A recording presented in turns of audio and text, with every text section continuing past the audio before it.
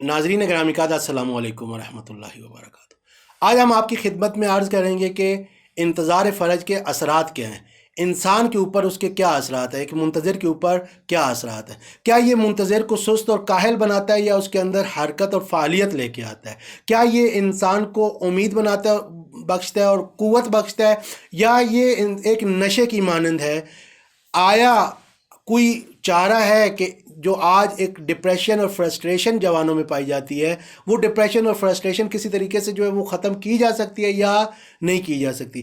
کیا انسان اپنی تقدیر کو اپنے ہاتھوں میں لے سکتے ہیں یا نہیں لے سکتے؟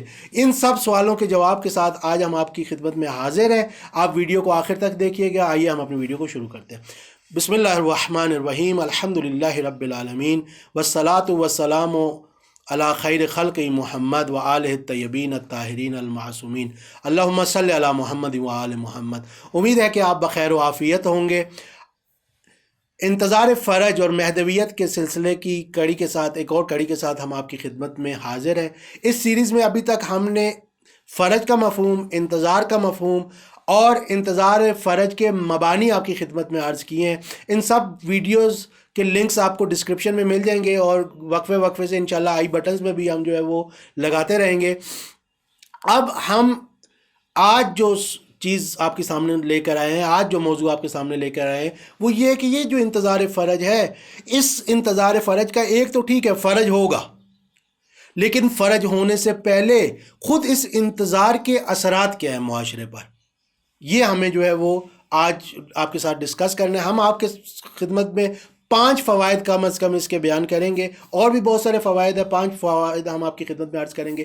سب سے پہلا جو فائدہ ہے، ایک شخص جو منتظر فرج ہے، جس کو یہ امید ہے کہ فرج حتماً ہوگا، جس کو یہ اطمینان ہے کہ ظلم حتماً وہ برطرف ہوگا، جو ابھی کی سچویشن سے وہ راضی نہیں ہے، جو ابھی سرکمسٹانسز ہیں، جو ابھی کی صورتحال ہے، وہ اس سے راضی نہیں ہے، یہ جس کے اندر یہ چیزیں موجود ہوں، وہ وہ کیا کرتا ہے؟ دیکھیے، جب ابھی کی سچویشن سے وہ راضی نہیں ہے اور جس طرح کی وہ سچویشن کو چاہتا ہے، وہ کیا چاہتا ہے؟ وہ دین اسلام کی حاکمیت چاہتا ہے۔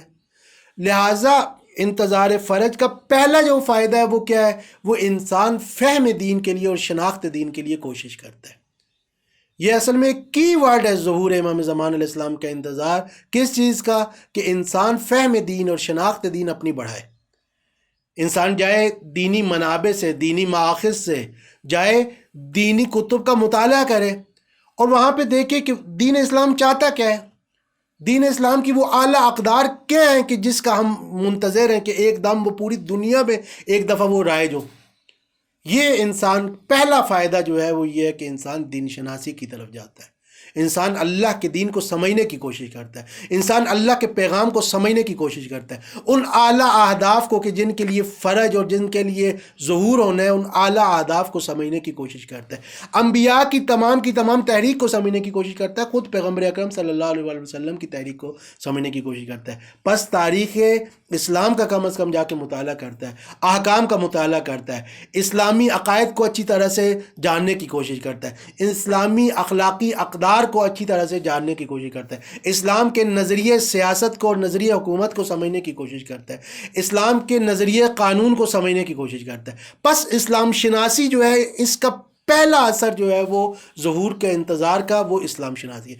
اگر آپ سمجھتے ہیں کہ آپ منتظر ہیں اور آپ اسلام شناسی کے لیے کوئی کوشش نہیں کر رہے، تو میں آپ کو مشورہ دوں گا کہ کسی طرح کی غلط فہمی میں مت رہیے۔ اگر آپ منتظر ہیں، حقیقی معنی میں منتظر بننا چاہتے ہیں، تو اسلام کو پہچانیے، وہ اسلام جس کو امام زمان علیہ السلام آ کے نافذ کریں گے، اس کو پہچانیے۔ خداوند قدوس کی ذات کی معرفت حاصل کریے، انبیاء کی معرفت حاصل کریے، اور اللہ کے اولیاء اور ائمہ اطہار کی معرفت حاصل کیجیے، اور قرآن کے ساتھ قرآن کو زیادہ سے زیادہ پڑھیے۔ قرآن کا ایک اثر یہ ہے کہ قرآن فہمی، اسلام قرآن کے بغیر نہیں سمجھا جا سکتا، اسلام اہل بیت کے بغیر بھی نہیں سمجھا جا سکتا۔ ان دونوں کے ساتھ، کیوں؟ انی تارک فیکم الثقلین، اللہ تعالیٰ کے نبی نے ہماری ہدایت کے لیے جو 2 چیزیں چھوڑی ہیں، ایک قرآن ہے اور ایک اطرت ہے، ان دونوں کے ساتھ تمسک۔ اور تمسک کیا ہے؟ یعنی ان دونوں کو جائیے، مطالعہ کیجیے، سیرت ائمہ کا مطالعہ کیجیے، قرآن مجید کا مطالعہ کیجیے۔ یہ مطالعہ، یہ اسلام شناسی، یہ انسان شناسی، اس کے بغیر وہ انسان اپنے آپ کو منتظر نہیں کہہ سکتا. لہٰذا انتظار فرج کے اثرات میں سے ایک دین فہمی ہے اور شناخت دین ہے اور اسلامی اہداف کی شناخت ہے. دوسرا اس کا کیا اثر ہے؟ یہ انسان کے اندر امید لے کے آتا ہے اور انسان کے اندر قوت اور قدرت اور طاقت لے کے آتا ہے کہ وہ ظلم کا مقابلہ کر سکے.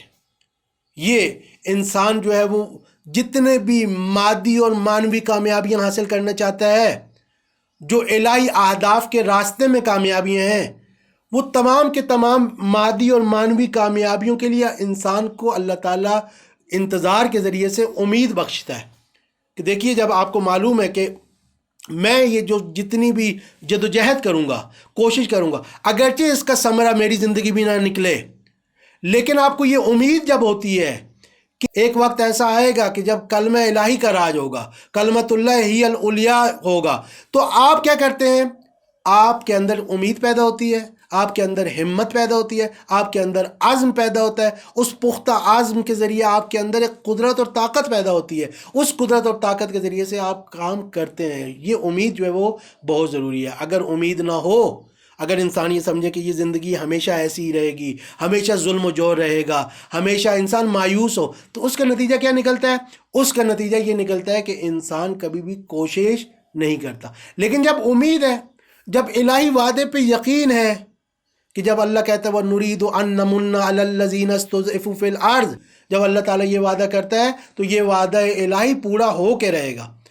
جب یہ وعدہ پورا ہوگا اور جب آپ کے اہداف بلند ہیں، آپ بلند اہداف کے لیے پھر آپ بلند قدم اٹھاتے ہیں. پھر انسان بڑے بڑے قدم اٹھانے کے لیے ایک ایسے قدم اٹھانا جس کا دور رس نتائج ہو، جس کے نتائج سطحی نہ ہوں، جو ایک لانگ ٹرم پلاننگ کے لیے انسان اس وقت تیار ہوتا ہے. لانگ ٹرم بھی اتنی لانگ ٹرم کہ ممکن ہے وہ صدیوں پر محیط ہو، اور بڑا ہدف کے تمدن اسلامی کا احیاء ہم نے کرنا ہے. ان اہداف کے لیے انسان کے اندر امید پیدا ہوتی ہے، قوت پیدا ہوتی ہے، قدرت پیدا ہوتی ہے. یہ انتظار کا دوسرا جو ہے وہ فائدہ ہے. تیسرا فائدہ دیکھیے، اس وقت اگر آپ معاشروں میں دیکھیں، مغربی معاشروں میں دیکھیں، مغربی معاشروں میں آپ کو ہر طرح کی آسائش نظر آتی ہیں. مشکلات اس طرح کی نہیں ہیں آسائش کے حوالے سے. آپ مادی لحاظ سے اگر آپ دیکھیں تو مادی لحاظ سے ہر طرح کی آپ کو آسائش نظر آتی ہے. مادیت میں بالکل غرق ہیں وہ لوگ، لیکن اس کے باوجود آپ دیکھتے ہیں کہ وہاں کا جوان خالی پن کا احساس کرتا ہے، بے ہدفی کا احساس کرتا ہے، بیہودہ پن کا احساس کرتا ہے، لغویت کا احساس کرتا ہے کہ گویا میرا کوئی زندگی کا مقصد ہی نہیں ہے، میری زندگی کا کوئی ہدف ہی نہیں ہے. یہ جو ہے وہ پوچھ ہوں، میں جو ہے وہ پوچھ ہوں، خالی زندگی ہے میری، خالی پن ہے میرے اندر، ہولونیس کا ایک جو ہے ایک احساس ہے مسلسل. اور اس کی وجہ سے آپ دیکھیں کہ تمام تر سہولیات ہونے کے باوجود مغربی دنیا کے اندر جوان کے اندر کیونکہ امید نہیں ہے، کیونکہ معنویت نہیں ہے، کیونکہ خدا کے ساتھ رابطہ نہیں ہے، تو وہ فرسٹریشن اور ڈپریشن کا شکار ہے.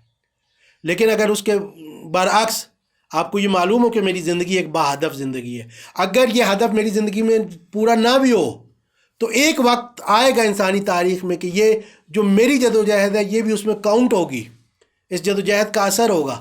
تو پھر آپ خالی پن کا، پہنچ ہونے کا، بغیر بے ہدف ہونے کا، بے مقصد ہونے کا، بے معنی زندگی کا سوال ہی نہیں پیدا ہوتا کہ آپ کے اندر یہ احساس پیدا ہو. بلکہ آپ کے اندر احساس پیدا ہوگا کہ میرا ایک ہدف ہے، میں ایک کسی مقصد کے لیے خلق ہوا ہوں، کوئی گول ہے جو مجھے اچیو کرنا ہے، کچھ ٹارگیٹس ہیں جو میں نے اچیو کرنے ہیں. اور آپ اپنے آپ کو ایک فضول شخصیت سمجھنے کے بجائے ایک مفید شخص سمجھیں گے. یہ جو ہے یہ انتظار کا ایک جو ہے وہ فائدہ یہ ہے کہ انسان جو ہے وہ اپنے آپ کو جو ہے وہ غیر مفید سمجھنے کے بجائے، پوچھ سمجھنے کے بجائے، خالی پن کے احساس کے بجائے انسان اپنے آپ کو مفید سمجھتا ہے. اور انسان کے اندر یہ احساس ہوتا ہے کہ میں کسی ہدف کے لیے بنا ہوں اور اس ہدف کو میں اچیو کر سکتا ہوں. ایک اور فائدہ جو ہے وہ کیا ہے؟ وہ یہ ہے کہ دیکھیے، جو شخص منتظر ہے اس کو کیا معلوم ہے؟ اس کو معلوم ہے کہ امام زمان علیہ السلام نے آ کے یہ سب کچھ معجزات کے ذریعے سے نہیں کرنا، جدوجہد کے ذریعے سے کرنا ہے، مومنین کی جدوجہد کے ذریعے سے ہونا ہے، ہماری جدوجہد کے ذریعے سے ہونا ہے. اس کو معلوم ہے کہ انسانی جدوجہد یہ اللہ تعالیٰ کا جو ہے وہ وعدہ بھی ہے کہ ان تنصر اللہ ینصرکم ویثبت اقدامکم، کہ اگر تم اللہ کی نصرت کرو گے تو اللہ تمہاری نصرت کرے گا اور تمہیں ثابت قدم رکھے گا۔ تو یہ انسان کے اندر یہ احساس پیدا ہوتا ہے کہ اگر جدوجہد کی جائے تو ہم اپنی تقدیر خود بنا سکتے ہیں۔ ہماری تقدیر، ہماری ملت کی تقدیر، ہماری قوم کی تقدیر ہمارے ہاتھوں میں آ سکتی ہے۔ ہماری تقدیر کے فیصلے پھر واشنگٹن اور لندن میں نہیں ہونے والے، یہ خود کہ انسان اپنی تقدیر پر اختیار رکھے، اپنی سرنوشت پر اختیار رکھے، اپنے مستقبل کے فیصلے خود کر سکے، اپنے ملک کا مقدر خود سنوار سکے، یہ اور اپنی قوم کا مقدر خود سنوار سکے، یہ احساس انسان کے اندر آتا ہے کہ جب امام زمان کے ظہور کے بعد یہ سب کچھ مومنین نہیں کرنا ہے، ان کے آوان و انصار نہیں کرنا ہے، تو یہی کام ہم ابھی بھی کر سکتے ہیں۔ اور اگر ہم یہ کام کریں گے تو تب ہم جو ہے وہ امام کے لیے زمینہ فراہم کریں گے۔ لہٰذا یہ اس کے اثرات میں سے ہے کہ انسان اپنے مقدروں کو اپنے ہاتھوں میں لیتا ہے، اپنی تقدیر کو اپنے ہاتھوں میں لیتا ہے، وہ پھر اس پر کسی اور کو مسلط نہیں ہونے دیتا، اور پھر اپنی زندگی کی تعمیر کرتا ہے، اپنے ملک و ملت کی تعمیر کرتا ہے، اپنے معاشرے کی تعمیر کرتا ہے۔ یہ انتظار کا ایک اور اثر ہے۔ انتظار کا ایک اور اثر کیا ہے؟ وہ یہ ہے کہ جب انسان کے اندر امید کی کرن پیدا ہوتی ہے، جب اسے معلوم ہے کہ اس ظلم و جور کا خاتمہ ہونا ہے، تو پھر انسان ظلم اور استکبار کے مقابلے میں مبارزہ کرتا ہے، اس کا ڈٹ کے مقابلہ کرتا ہے۔ جب کسی ایک چیز سے انسان راضی نہ ہو، انتظار کا کیا لازمہ تھا کہ کسی چیز سے انسان موجودہ صورتحال سے راضی نہیں ہے، جب موجودہ صورتحال سے راضی نہیں ہے، جب اس ظلم و جور سے راضی نہیں ہے، جب اس استکبار و استعمار سے راضی نہیں ہے، جب ان کے ہتھ کنڈوں سے راضی نہیں ہے، تو پھر انسان ان کے مقابلے میں ڈٹ کر مقابلہ کرتا ہے، ان کا مزاحمت کرتا ہے، مقاومت اور استقامت سے کام لیتا ہے۔ یہ خود ظلم و جور کا مقابلے کا جذبہ انسان کے اندر لے کے آنا، یہ انتظار کے اثرات میں سے ہے۔ انسان اپنے اندر ضعف کا احساس نہیں کرتا، انسان اپنے آپ کو کمزور نہیں سمجھتا، انسان یہ نہیں سمجھتا کہ میں کمزور ہوں، میں کچھ نہیں کر سکتا، میں لاچار ہوں، ہونے دیجئے جو ہوتا ہے۔ نہیں، جب انسان کو معلوم ہے کہ میں نے انتظار کرنا ہے، اور انتظار کا لازمہ یہ ہے کہ میں نے امام زمان علیہ السلام کے لیے حرکت کرنی ہے۔ انتظار میرے اندر اس کے لوازمات میں سے ایک یہ ہے کہ میرے اوپر ذمہ داریاں لے کے آتا ہے۔ انتظار مجھے عمل سکھاتا ہے، انتظار مجھے بے عملی کی دعوت نہیں دیتا، ہاتھ پر ہاتھ دھر کر بیٹھنے کی دعوت نہیں دیتا۔ تو پھر انسان کیا کرتا ہے؟ پھر انسان جتنے ظلم کے مظاہر ہیں، چاہے وہ ظلم انسان اپنے اوپر کر رہا ہو، چاہے وہ ظلم اس کے گھر میں ہو رہا ہو، چاہے وہ ظلم اس کے معاشرے میں ہو رہا ہو، چاہے ظلم وہ عالمی افق پہ اور عالمی سطح پر ہو رہا ہو، وہ ہر طرح کے ظلم کا مقابلہ ڈٹ کے مقابلہ کرتا ہے، اور اس ظلم کو ختم کرنے کی جو ہے وہ کوشش کرتا ہے۔ لہٰذا ہم دیکھتے ہیں کہ انتظار کے فوائد ہیں۔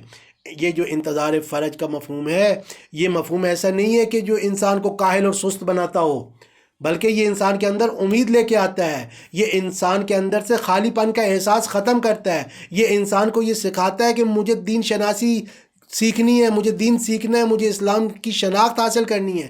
یہ انسان کو یہ سمجھاتا ہے اور سکھاتا ہے کہ مجھے اپنی تقدیر کو اپنے ہاتھ میں لینا ہے، اپنی تدبیر کے ذریعے سے بدلنا ہے، اور یہ انسان کو سکھاتا ہے کہ میں نے آج کے ظلم و استکبار کے مقابلے میں، آج کے طاغوتوں کے مقابلے میں وَاجْتَنِبُ الطاغوت کا فریضہ انجام دینا ہے، اور کفر بالطاغوت کرنا ہے، اور ظلم و جور کا ڈٹ کر مقابلہ کرنا ہے۔ میں کوئی پست نہیں ہوں، میں ایک اعلیٰ، اللہ تعالیٰ نے مجھے انسان خلق کیا ہے، میرے اندر اپنی روح پھونکی ہے، اور مجھے کرامت انسانی سے نوازا ہے، اور اللہ تعالیٰ نے بنی آدم کو عزت دی ہے، احترام دی ہے، پست نہیں خلق کیا۔